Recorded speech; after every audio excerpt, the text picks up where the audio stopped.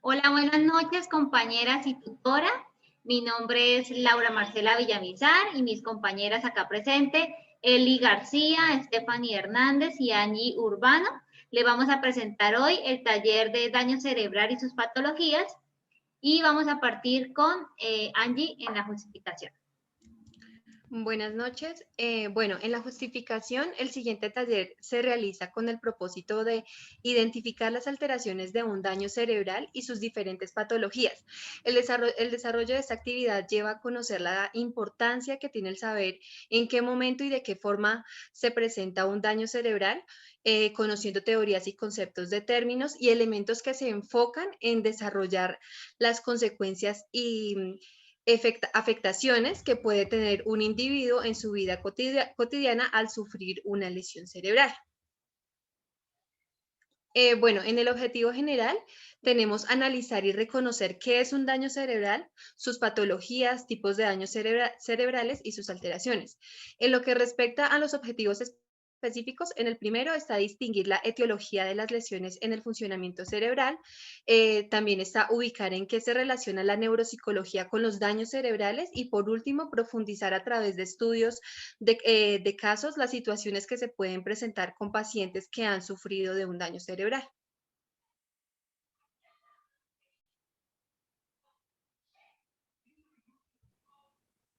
Bueno, para hablar un poco de las diferentes causas que generan un daño cerebral, comprendamos primero que el concepto de daño cerebral es una lesión que se produce dentro de un cerebro que está sano.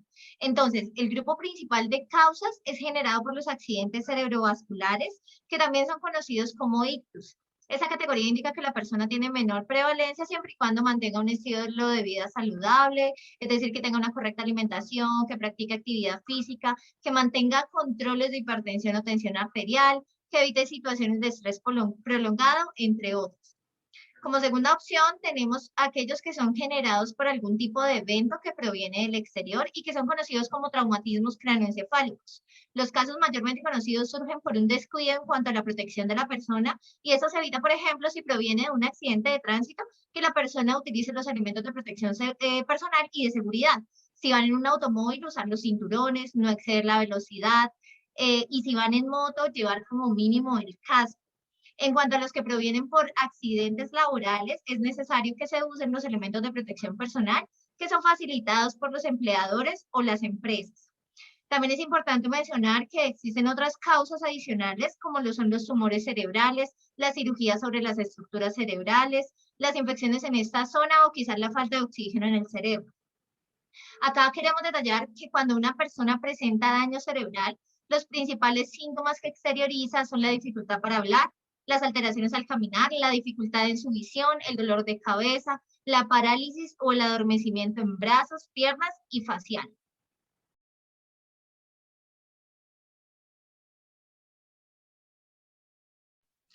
Bueno, en el segundo punto tenemos definir cada uno de los daños cerebrales.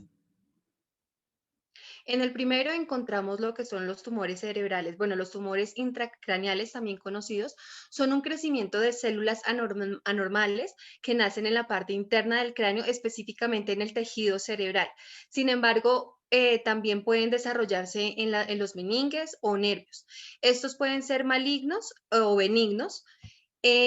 Los tumores cerebrales suelen ser una enfermedad silenciosa y lenta y se puede presentar en cualquier etapa de la vida. Algunos de los tumores más frecuentes son la glioma, la meningioma, osteoma, entre otras. En el caso del tumor de glioma, según Portellano, nos indica que la define como un cáncer maligno cuya población afectada pues, son los niños y los adultos. Por otro lado, es importante conocer que los síntomas de un tumor cerebral pueden variar según su crecimiento y pues el punto en donde se encuentren. El dolor de cabeza, los mareos, el desequilibrio y la falta de coordinación son algunos de los primeros síntomas de alerta que presenta la enfermedad. Los tumores que están ubicados en el lóbulo frontal pueden ser afectados En lo que respecta a la función del lenguaje, los tumores que se presentan en el lóbulo parietal pueden afectar el sentido del tacto. Si se encuentra en el lóbulo occipital, puede afectar lo que es la visión, y si se encuentra en el lóbulo temporal, puede afectar el funcionamiento de la memoria. Siguiente, por favor. Bueno, en el segundo tenemos lo que son los trastornos vasculares cerebrales. Las enfermedades vasculares cerebrales son conocidas como trastornos, las cuales afectan una parte del encéfalo en el que se ve involucrado el buen funcionamiento del paso del oxígeno, la sangre y glucosa. Según Portellano, de nuevo nos indica que las alteraciones de esta enfermedad se ven habitualmente reflejadas en la personalidad del individuo que la padece, y que la población que mayormente suele sufrir de esos trastornos es el género masculino y ya personas de edades muy avanzadas. Por lo anterior, se genera unos factores de riesgos como lo son la hipertensión, la diabetes, la hiperlipidemia, enfermedades cardíacas, tabaquismo, alcohol, hemorragias, traumatismos craneoencefálicos, entre otros. Es importante indicar y recordar que las enfermedades vasculares cerebrales son trastornos vasculares crónicos, y que en los accidentes vasculares cerebrales son los que surgen a raíz de una lesión primaria o secundaria ubicada en cualquier zona del sistema cardiovascular, la cual provoca una déficit neurológica permanente o de paso en la zona en la que está siendo vulnerada. Por último, los trastornos vasculares cerebrales generan efectos secundarios como lo son las hemorragias e isquemias, que pues esto lo vamos a ver más adelante. Siguiente, por favor. En cuanto a las hemorragias cerebrales, primero tengamos claro que esta indica la presencia de un sangrado que ocurre en el interior del cerebro debido a diferentes factores, como por ejemplo los asociados a la hipertensión arterial o traumatismos o consumo de sustancias psicoactivas, entre otros. Tenemos diferentes tipos de hemorragia. Estos corresponden de acuerdo a la ubicación en donde se presenta el sangrado. Por ejemplo, la intraparenquimatosa surge cuando se produce una lesión en un vaso sanguíneo dentro del cerebro y que la sangre da salida al tejido más cercano, más cercano inmediatamente. Cuando eso sucede, comienza a incrementar el tamaño debido a este sangrado, y por supuesto, de acuerdo a la zona en que se origine, se va a presentar una reacción o disfunción en la persona, como las que nombramos anteriormente en las causas del daño cerebral. La hemorragia subaracnoidea se manifiesta cuando ante un accidente o golpe hay una presión dentro del espacio subaracnoideo, que es el que vemos en tono café en la imagen, y que está ubicado dentro de las capas interna y media que recubre el encéfalo.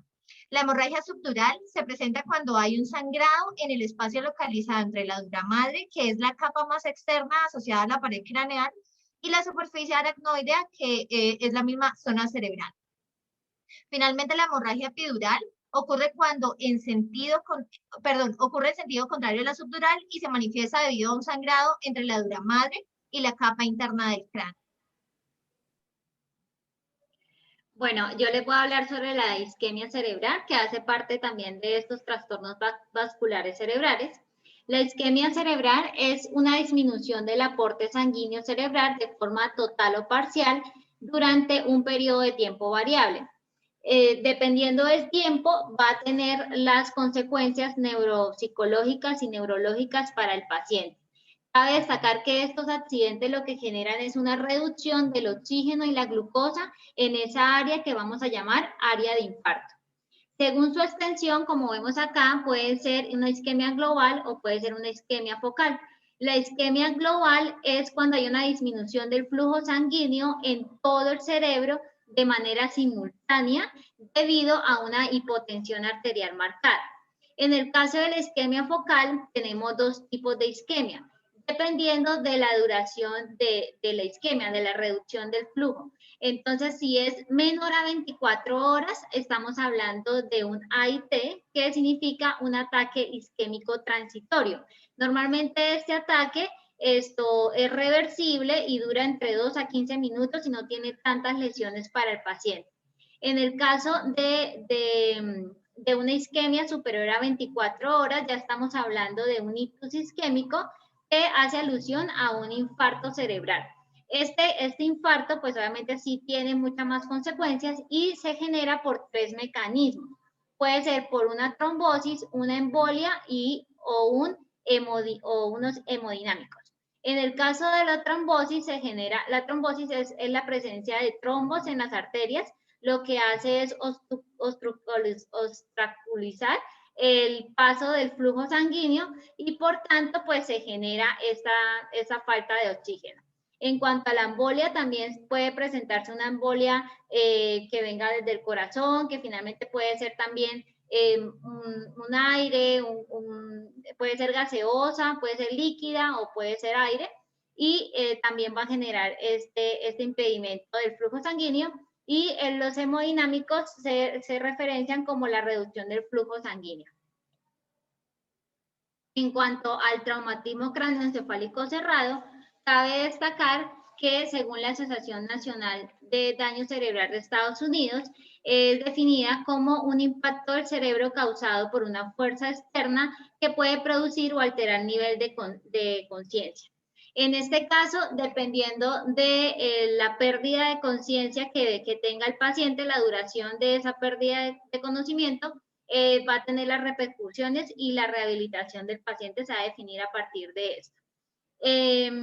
Bueno, es una de las afectaciones que tienen mayor recurrencia, ya que pues como lo comentaba mi compañera Stephanie, por los accidentes de tránsito es donde más encontramos este tipo de lesiones. Asimismo, pues este traumatismo craneoencefálico se puede dividir según su lesión en abiertas o cerradas. Cuando hablamos de lesiones abiertas, hay una perforación ósea. No siempre hay pérdida de conciencia y lo podemos asociar mucho al caso de fitness, que la profesora en algunas ocasiones nos comentaba. En el caso de las lesiones cerradas, hacemos alusión de que aquí hay una pérdida de conocimiento. ¿Y por qué? Porque hay unas deformaciones en las fibras que atraviesan el tronco encefálico. Asimismo, hay mayores efectos a niveles cognitivos y físicos, y también se generan más consecuencias por este golpe y contragolpe. Acá, como vemos en este cuadro que nos ofrece Portellano, vemos todas las funciones cognitivas que se pueden ver alteradas por este traumatismo craneoencefálico. Y en el caso de las infecciones del encéfalo, vamos a encontrar que estos agentes infecciosos pueden ser víricos, bacterianas, micóticas y protozoarias y parasitarias. Encontramos dentro de las más frecuentes, acá pues les explicamos la meningitis bacteriana, donde la bacteria finalmente pasa la barrera hematoencefálica y finalmente pues pasa ya a la barrera de sangre, las meninges, y hay una inflamación de las meninges como tal por esta bacteria. También encontramos la encefalitis, que puede ser producida también por un virus, por ejemplo, el virus del herpes, y otro de los virus más también frecuentes es el VIH, que también puede generar demencia. Los síntomas más comunes de una infección del sistema nervioso es dolor de cabeza, náuseas, convulsiones, vértigo o confusión mental.